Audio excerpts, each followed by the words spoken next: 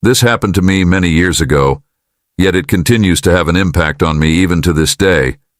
It occurred when I was working at Wendy's and attending college courses during the day, and working there at night. I didn't like working at Wendy's since it was never very busy during my shifts. The restaurant closed down at the beginning of the night, so the only thing I had to worry about was where I would be working. The orders placed via the drive-thru, unless it was a Friday or Saturday night, which were our biggest days. As was to be expected, the late night only had 2 persons working because one person was responsible for taking the orders and another person was working. Like me to cook them naturally, this man I knew all of my co-workers very well.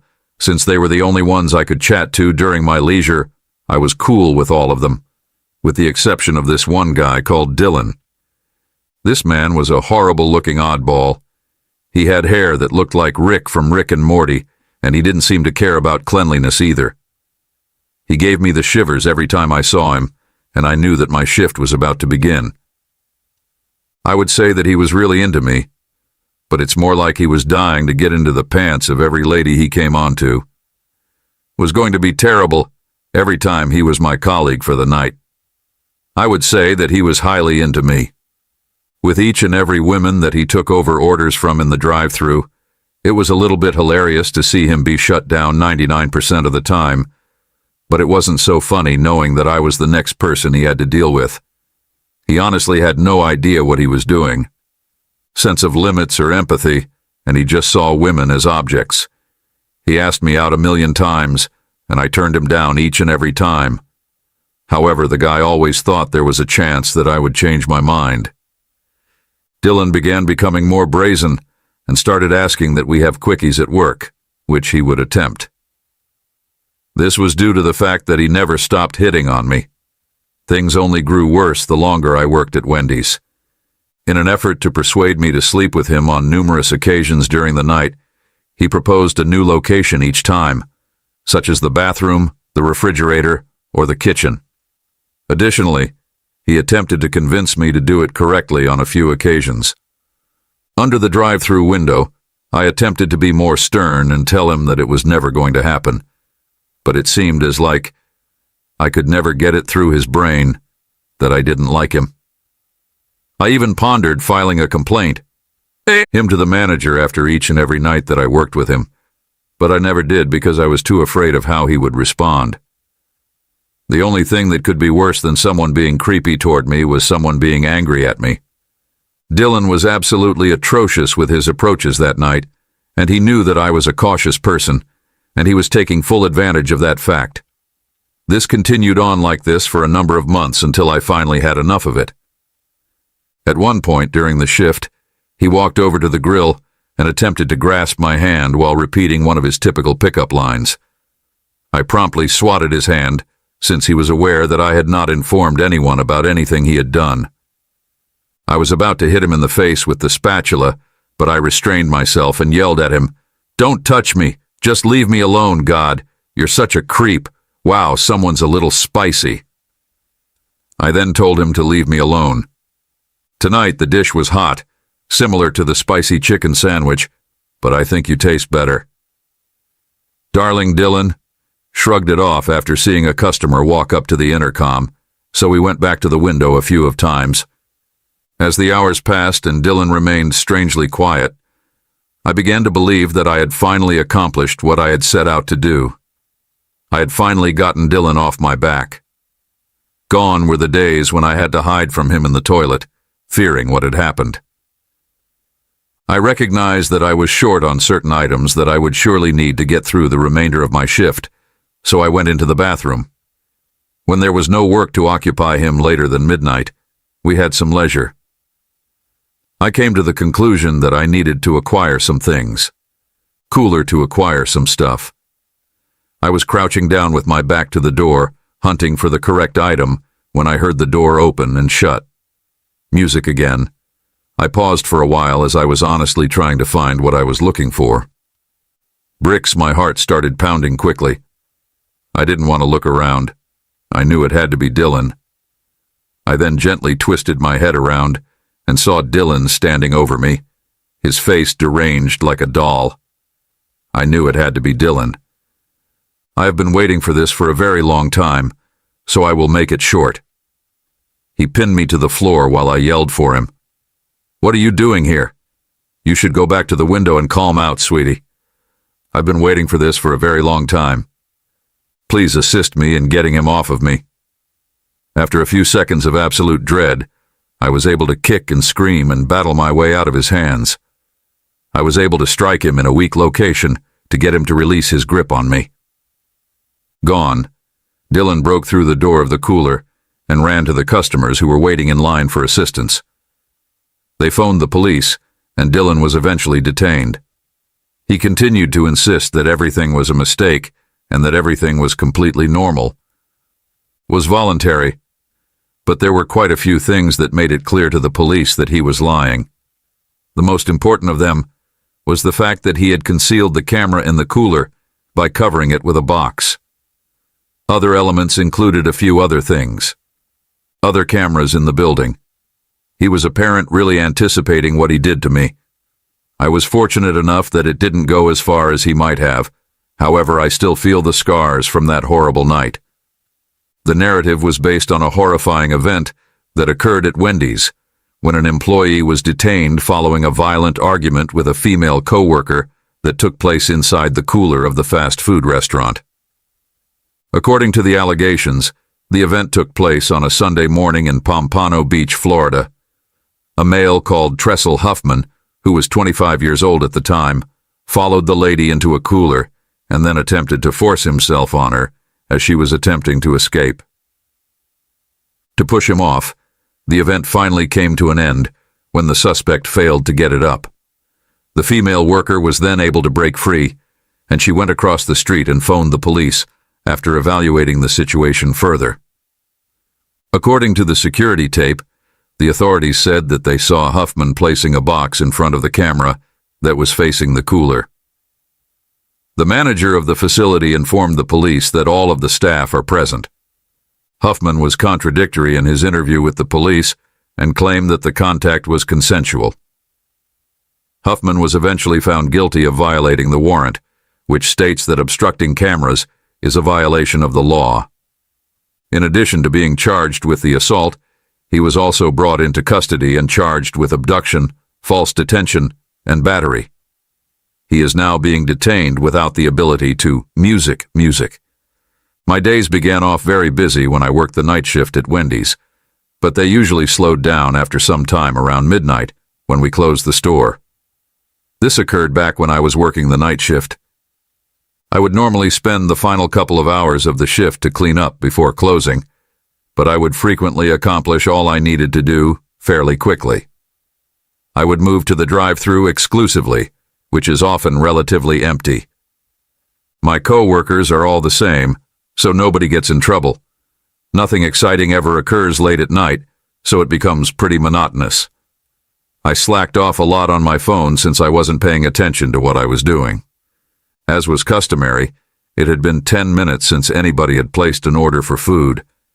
That is, until someone finally walked up to the drive-thru and said, "Hey, are you by yourself?" Their voice sounded strange over the intercom. Was most certainly a male, but there was something wrong with him.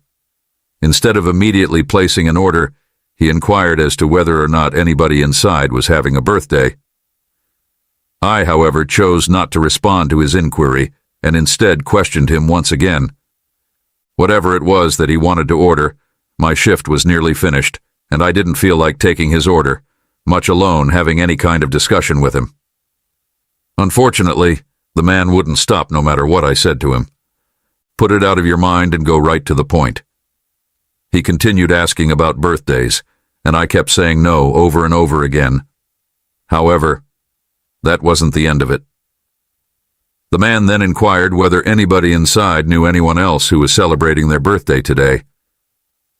I informed him that I didn't know anybody else, which was a really frustrating thing to do. At that point, he wanted me to go check with my co-workers, and that's when I finally decided to draw the line and tell him that I didn't want to be with him anymore. I had no intention of doing that, but all of a sudden, the man yelled at me, demanding that I do what he asked. At that moment, I lost my cool and snapped at the guy, ordering him to either order or get out of there. Surprisingly, that decision was successful. He eventually apologized and backed down, but it didn't seem like a true apology. He ended up getting some food and a beverage, and then he came up to the window in a pickup truck. By that time, I had already left. When I prepared his drink, I opened the window and delivered it to him. After that, I extended my hand to ask him for money. I hadn't even looked him in the eyes yet since I was so angry by the dispute. But when I realized that he was asking for it, I looked him in the eyes. I wasn't putting anything in my hand when I glanced up at him and saw the most unsettling visage I had ever seen. The guy looked like the creepiest freak I had ever seen. He looked like a zombie from The Walking Dead. When I was walking with Walking Dead, he had a wide grin plastered on his crusty face, but his eyes had a sinister look in them. He was the kind of guy I would ordinarily be hesitant to even open the window for. If I had been paying attention, what transpired after that would have been the most bizarre experience I have ever had at any work. Sir, can I see your card? You don't need my card, so then are you paying with cash? I have something for you. Just wait a second. Hey, where are you going? Just hang on. I'll be right here. No, you don't understand, sir. You have to pay or you won't receive your meal. Don't worry about it. I have something for you.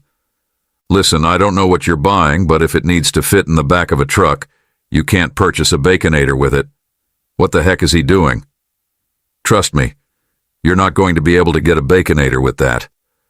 I know you said it wasn't your birthday, but I have a small surprise for you.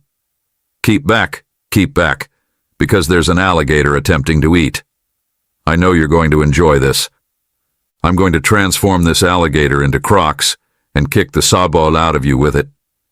I was trapped on that counter for about an hour. I need someone to assist me. I'm going to do it. Even after I phoned 911, the gator had it out for me.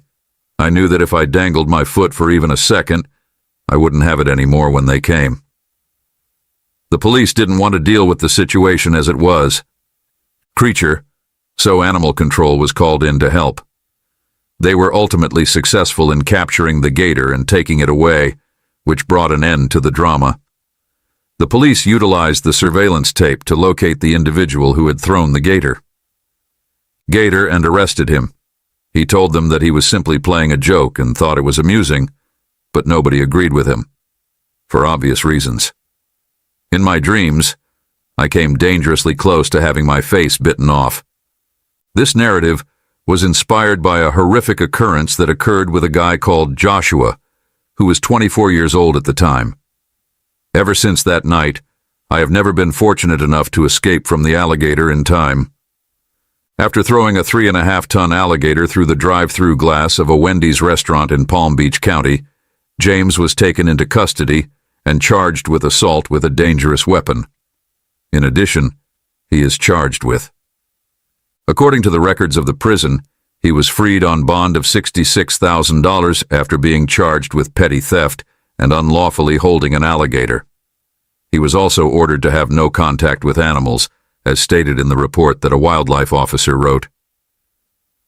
It was 1:20 in the morning when James drove his pickup truck up to the window. On the 11th of October, after an employee's. As he gave James his drink, he flung the alligator out the window and drove away. No one was wounded in the incident. The wildlife officer was able to catch the alligator and release it into the wild. James was able to escape. The perpetrator, James, was eventually identified via the use of video surveillance and a purchase made at a convenience shop located nearby. James later said that he had discovered the alligator by the side of the road and placed it into his vehicle and then proceeded to do what he did. James's mother, Linda James, said to several news sites that her son's actions were nothing more than a dumb music hoax. I was at home watching television and lazily browsing through my phone when all of a sudden I had the munchies.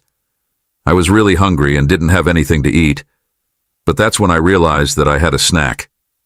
I got dressed up and began strolling over to Wendy's to fulfill my hunger since I was aware of the excitement around the debut of the new Krabby Patty at Wendy's, and there was a Wendy's not too far away from where I live. When I stepped in, I found some Krabby Patty. Was taken aback by the sight of the most bizarre and enormous lady I've ever seen working at the register. If Wendy's was selling Krabby Patties, this woman was Miss Fluff, who had been involved in a boating accident. Despite the fact that I had been to that Wendy's several times in the past, I had never seen her there. Her skin was so wrinkled that it seemed as if grease was streaming down the grooves of her face. She must have been a regular customer there. I had a stroke after devouring the whole supply of Krabby Patties and Baconators, and things only got worse as I approached her. The lady had these weird, bulgy, sluggish eyes that didn't even look at me. She didn't even look at me.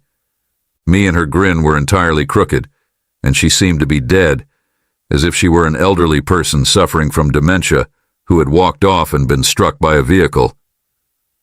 I told myself that after gazing at her for a few minutes, I felt uncomfortable. I was simply freaking out because of the specific state of mind I was in at the moment, but I ultimately made my order. Hello? I'd like a Krabby Patty meal, please. I think that's a fantastic option. Do you know the secret formula? I'm sorry. Don't know, I just want anything to eat. I'm sure you're accustomed to eating something with crabs. You want anything to drink with that woman, just kill me. My Krabby Patty. Wait here. We're going to be together for a while. Tonight there is a little bit of a shortage of personnel, so I will be staying with your Krabby Patty. The little interaction I had with her seemed to go on for an eternity. There were a lot of things that were odd about her. I was simply pleased that it was done after I paid. I chose a table close and discovered that nobody else was in the restaurant, despite the fact that it wasn't that late. For some reason, it took an eternity for my meal to be ready, maybe 10 or 15 minutes of waiting. After a while of reading through my phone, the obnoxious old woman eventually returned to the counter with my tray. I hurriedly approached her and grabbed it. After that, I sat down and proceeded to immediately remove the Krabby Patty from its packaging. Its container, and about 3 seconds into chewing, I took a massive chunk, and very immediately after that, a terrible pungent taste ruined the whole mouthful. I continued to chew for a while, thinking that maybe it was intended to be bitter. It was like urine, battery acid and snot all mixed together, and before I knew it, the terrible taste activated my gag reflex. It was the tang of some type of tartar sauce that they were using, but it simply grew worse. I slumped out of the chair and went to the restroom, where I battled for my life once I finally had the opportunity to do so. I was choking on bio and throwing up all over the table. I couldn't stop dry heaving. I lost control and rushed out of the restroom, banged my fists on the counter, and demanded to see the lady who had served me. When nobody was bold enough to answer my request, I lost control and walked away. Jumped over the counter. I looked everywhere for her, but all I could see was a dejected fry cook crouching in the corner and a girl who appeared to be innocent standing at the drive-thru of the restaurant. Neither of them seemed to notice her. I was the sort of person who would lace my food, and the fry cook even informed me where the lady was hiding. She locked herself in the office, so I raced to the door and began attempting to bash it down. What did you do? I gradually came to terms with the idea that I would not be able to get in touch with her, which was sad since I was unable to get in touch with her. To my meal, you nasty. Come out here, you Mrs. PP, like I'm going to cave your skull in. At that very moment, all I wanted to do was grab her by the hair and force her head into the toilet, which I had just thrown my whole being into. However, instead, I took a minute to cool myself, and then I contacted the police. Did not know precisely what she had placed in my meal, so I claimed that she had poisoned me. They detained her, and throughout her interrogation, she seemed to be pleased to acknowledge what she had put in, and not only in my food. However, she was swapping the sauce on the Krabby Patties with the putrid, sick discharge and fluids from her worn-out and stinking well below to worry about the meal that she was preparing for many other people. Because I chewed on it and absorbed it to any degree, the poisonous fluids that were coming from that horrible woman's crotch were in my mouth. It still makes me sick to this day, and now I understand why it took my meal so long to come out of my mouth. Due to the fact that she took it to the bathroom and spent 10 minutes pulling unhealthy quantities of discharge from herself by some means that only God knows how, and then unhappily smeared it all over my cranky patty. The penalty for her crime was not particularly severe. She was dismissed from her job at Wendy's and given a fine of a few $1,000s. I hope she would spend the rest of her life in prison for what she did to me and all the other people who were not worthy of it. Individuals who were just looking for a good burger. She is a sick, twisted, disgusting waste of flesh, and I pray that karma takes care of her. I just hope that nobody ever needs to take the secret recipe that I had that night. An reported event involving a former Wendy's employee named Lakeisha Hunter, who was arrested for contaminating a customer's cheeseburger with her own body material, served as the impetus for the creation of this narrative. It was believed that Hunter was detained and carried away in handcuffs after fighting with a customer at a Wendy's fast food restaurant in August of 2005. The reprehensible event supposedly took place at the establishment. It was then when Leah Jones walked to the rear of the restaurant and used her discharge as a substitute for mayonnaise on Lee's bacon. This was in response to the fact that their child's father had not been to meet her baby, Hunter. Cheeseburger Deluxe. The two ladies who have the same father have been at each other's necks for a long time. There was a time when Lee asserted that she had the man. Foremost, there is the fact that Hunter damaged her family.